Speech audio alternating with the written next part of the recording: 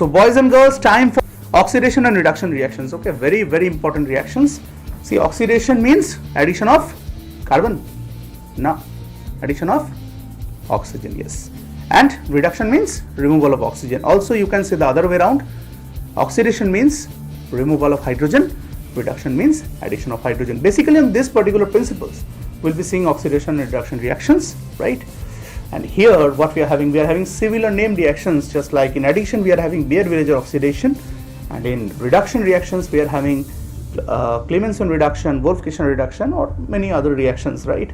So what you need to do, all the reactions or everything related to this have been listed in the digital content that I have provided. You need to go through that, you go through that, do answer the quiz, and we'll get your objections, your ideas, your different discussions in the class. So till then, thank you.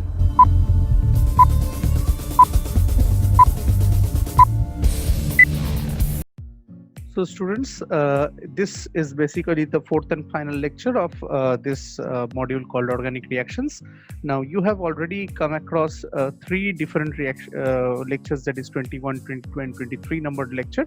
In lecture number 21, we have seen that what the electronic effects are and what are the effects, what are the factors that determines the stability of any of the molecules, and how the reaction basically operates using this particular properties like inductive effect, resonance effect, hyperconjugation, and electromeric effect. Okay, so this was lecture number 21. Now in lecture number 23, lecture number 22, we people have seen that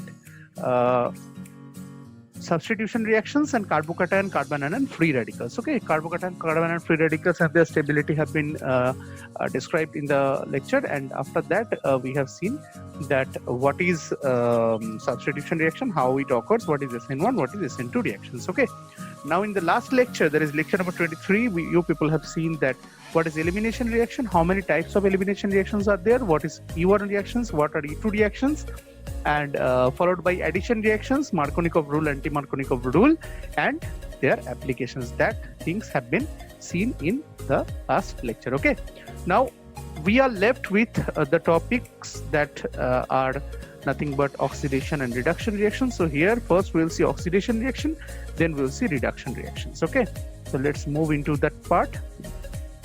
So our first topic will be oxidation reactions. And what is the meaning of oxidation, that we people would like to know first. And the meaning is, there are basically three definitions, as you can see, number 1, number 2 and number 3. So number 1 is saying that any process in which there is an increase in the number of oxygen or electronegative atoms. If number of oxygen is increased or number of electronegative atom is increased, then the method is called oxidation. Decrease in number of hydrogen or electropositive atom, if it is occurring, then also it is oxidation, either or, right? If both are occurring or if either of these are occurring. And the third one is saying, if there is a decrease in the number of covalent bonds between an atom that are more electronegative, then also the fact will be oxidation. Okay, so these three are the definitions of oxidation. I know you people might be thinking that why I'm not saying that loss of electrons means oxidation. See, loss of electron definitely means oxidation, there is no doubt about it, but this is the definition for inorganic chemistry. Okay, whenever we'll concern inorganic chemistry, we'll say loss and gain of electrons are oxidation and reduction respectively. But whenever we are going for organic chemistry, oxidation means addition of oxygen or removal of hydrogen, and reduction means addition of hydrogen or removal of oxygen. Okay, so we need to remember this. That's why that definition, the electronic definition, is not included here, right? Now if we move to some important details regarding oxidation, we can see that oxidation means from conversion of alcohols. Alcohol spelling is a little bit wrong. Okay, so conversion of alcohols to aldehydes to carboxylic acids. So first, suppose we are having CH3, CH2, OH, right? This is nothing but our alcohol. Name is ethanol. If we oxidize it, it will become CH3CHO, that is ethanal. Okay, and further oxidation, it will become CH3COOH, that is nothing but ethanoic acid. Okay, so ethanol to ethanal to ethanoic acid, right? This conversion actually requires oxidation. Now here the question arises, suppose I want to go to this alcohol to aldehyde and then from aldehyde to acid, right? This is a two-step reaction basically. Now it may happen that directly I want to go from aldehyde to acid. This is one-step reaction. So here we will use WOA and WOA, right? And here we will use SOA. WOA and SOA, right? What is WOA? Weak oxidizing agent. What is SOA? Strong oxidizing agent, right? Now what are these weak oxidizing agents and strong oxidizing agents? See, suppose if we are using KMnO4, which is a very strong oxidizing agent, you will see in the next slide it is present. Then this is SOA, okay, SOA, strong oxidizing. Directly alcohol will be converted to acids. But if we use PCC, written right below, then what will happen? Stepwise conversion will be happen, right? Okay, so let us see. So definition again is said here. Now important oxidizing agent is written here, that is PCC, pyridinium chlorochromate. Another reagent is pyridinium dichromate. Okay, now PCC and PDC both are very important agents, and they do selective oxidation, as you people can see. Okay, why I'm saying selective oxidation? See, here we are having double bond as well as OH, right? Now what PCC is doing, DCM is dichloromethane, it is a solvent here. Now, what PCC has done, PCC has only oxidized this particular OH to aldehyde, right? Alcohol to aldehyde has been done, but double bond is as it is. Okay, that's why I'm saying PCC is a very selective reagent. Here also you can see that this particular OH is converted to aldehyde. Okay, now this is the work of PCC. Next, similar type of less aciding reagent is PDC. Okay, now PDC is pyridinium dichromate, and here also you can see these groups are intact. Here only OH has been converted to aldehyde, right? Only the OH has been converted to aldehyde. Okay, so it is very selective reagent. Another reagent is Jones reagent. It is very important. Jones reagent is nothing but CrO3 and concentrate H2SO4. This is our Jones reagent. Okay, now on applying this reagent, what happens? OH gets converted to aldehyde, means OH gets converted to COOH, means directly our alcohol is converting to acid. Okay, so it is acting as a strong agent here, right? Okay, now another conversion is there where OH is becoming ketone, right? So these are some of the examples of oxidation, as we people can see. Let's see what is present in the next slide. Okay, now next slide contains another very strong oxidizing agent, that is KMnO4. With KMnO4 there is another oxidizing agent. I'm writing it. It may happen that you already know it. If not, then remember K2Cr2O7 and H2SO4, right?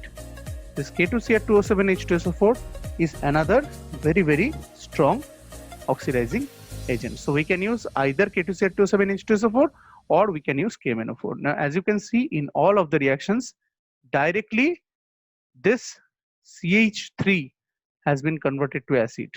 Okay, here also CH3 has been, sorry, not CH3, CH2 has been converted to acid. Okay, this particular has been broken down to form two acids. Okay, so here we can clearly see that what is written, manganese has +7 oxidation state and it acts as a very strong, mind it out, very strong oxidizing agent. Okay, so primary alcohol is directly oxidized to carboxylic acid, and not alcohols only, this normal groups are also oxidized to acids, right? Normal group, by that I mean to say normal alkyl groups. Okay, now one example of oxidation reaction has been given here. This is present in our syllabus, that is Baeyer-Villiger oxidation. So what is Baeyer-Villiger oxidation basically? Now Baeyer-Villiger oxidation is such a process in which a ketone is converted to an ester, right? Ketone to ester. See, this is also a ketone, it is converted to ester. This type of structure is called ester. Okay, so ketones are converted to esters. Right? Now, here MCPBA is used. As you can see, PCH3CO3H and CH2Cl2. This is DCM. DCM means dichloromethane, again which acts as a solvent, right? And NCPBA is metachloroparbenzoic acid. Okay, metachloroparbenzoic acid, right? Which is also called PAR acid. Why it is called PAR acid? Because acid contains 2 oxygen. Here we are having 3 oxygen. If you see carefully, here we people are having 3 oxygens. Okay, right? So this is Baeyer-Villiger oxidation. You remember it very carefully because this is very, very important for all of us, right? So with this, our oxidation part is complete. Next, we will go to reduction reactions. Okay, now let's see what reduction reactions are. Reduction reaction means here the acids will be converted to alcohols, right? So acids will be converted to alcohols. Okay, now here between acid it may happen that CHO group is coming in or CO group is coming in, right? Aldehydes or ketones. This also can happen.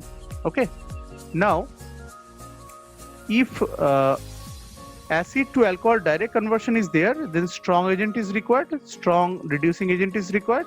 But if stepwise it is coming, then weak agents are required. Okay, weak reducing agents results in stepwise function. Strong reducing agents results in direct function. Now one such strong reducing agent is AlIAlH4, right? It is a strong reducing agent, very, very strong reducing agent. Okay, and weak reducing agent is NaBH4, right? NaBH4 will do stepwise reduction, whereas LiLH4 will do direct reduction. Okay, as you can see here, the structures clearly implies that this is an acid. LiLH4, that means strong agent is used, acid is directly converted to alcohol. Here also this is an acid, strong agent is used, acid is directly converted to alcohol. Okay, so for reduction of aldehydes and ketones, the reaction is generally performed in either solvents at low temperature, right? Either of these solvents are used. Okay, acids are often treated with LAH. LAH is nothing but LiAlH4 and the corresponding alcohols. Okay, right? 3 hydrate ions are consumed for reducing 1 acid group, right? Out of this 4, 3 hydrates are consumed for reducing single acid group, right? Let's go to the next page. Okay, some other reducing agents are diisobutyl aluminum hydride or DiBAL-H. It is commercially available and is a very, very good reducing agent. Now why it is a very good reducing agent? Because this specifically reduces particular group without disturbing others. See here, yes, ether is present, ether is as it is, right, before and after reaction. Only what has happened, this particular group has been changed to aldehyde, right? So we can use this particular DiBAL-H for specific reduction of particular groups, right? Next, people are having sodium borohydride, and already I have told you people that NaBH4, what is the action of NaBH4? That NaBH4 is a weak reducing agent, and here if we do the reaction with NaBH4, then tetrahydrofuran or DME solution are required, diethyl malonate. Okay, so dimethyl ether, sorry, DME is dimethyl ether and THF is tetrahydrofuran. Okay, this type of solvents are used, right? Now it is a weak reducing agent and is used for multiple purposes, right? So what next we people are having? Let's see. We are having name reactions, that is Clemmensen reduction and Wolff-Kishner reduction. Now these things are also very, very important to us. See, Clemmensen reduction, you people have studied this in your class 12, right? Clemmensen reduction and Wolff-Kishner reduction are basically reduction reactions. That means they will convert ketones. Clemmensen reduction converts ketones directly to alkanes. Okay, ketones are directly converted to alkanes. This is very, very important, right? Okay, ketone groups are directly converted to alkanes, and this particular thing is very important for us, that is zinc amalgam and concentrated HCl. Okay, zinc amalgam concentrated HCl is nothing but the reagent of Clemmensen reduction. Zinc amalgam, here amalgam means Ag, mercury is called amalgam, okay. This is what Clemmensen reduction is. And next is Wolff-Kishner reduction. In this process, what happens? Hydrogen and KOH reacts with this particular ketones to first form an imine, followed by this alkane. Okay, so products, reactants and products of these two named reactions are same. See, both of these reactions, same reactions are given here. So the front and the back are same. Just in between, an imine is formed and different reagents are used. Here hydrogen, that means NH2NH2 is used along with KOH in Wolff-Kishner reduction, whereas in Clemmensen reduction we have zinc amalgam along with HCl, right? Okay, so this was all about the reduction process. Now let us conclude the lecture by discussing the total things that we people have studied inside organic chemistry, because this is practically the final lecture of the organic part. Okay, so in the first lecture we have began with the discussion about the different electronic effects, because they are very, very important to us: inductive effect, resonance effect, hyperconjugation, and electromagnetic effect. Why they are important to us? Because without those effects these reactions cannot be performed, right? Whether the reaction will happen or not, whether the carbocation will be stable or not, why the carbocation is stable, if it is unstable, then why it is unstable, every question lies in them. Okay, so in the beginning only we people have done this in the first lecture, that is lecture number 21, right? After that we have seen that, okay, if carbocation is formed, then we need to know what is carbocation, what is carbon, and what is free radical. So we people have seen what is carbocation, what is carbon, and what is free radical. After that we have entered the reactions, that is substitution reactions have been done in that particular lecture, that is lecture number 22. So we have seen what is SN1, what is SN2, because SNI is not in our syllabus, right? So SN1 and SN2 and the differences have been discussed in detail.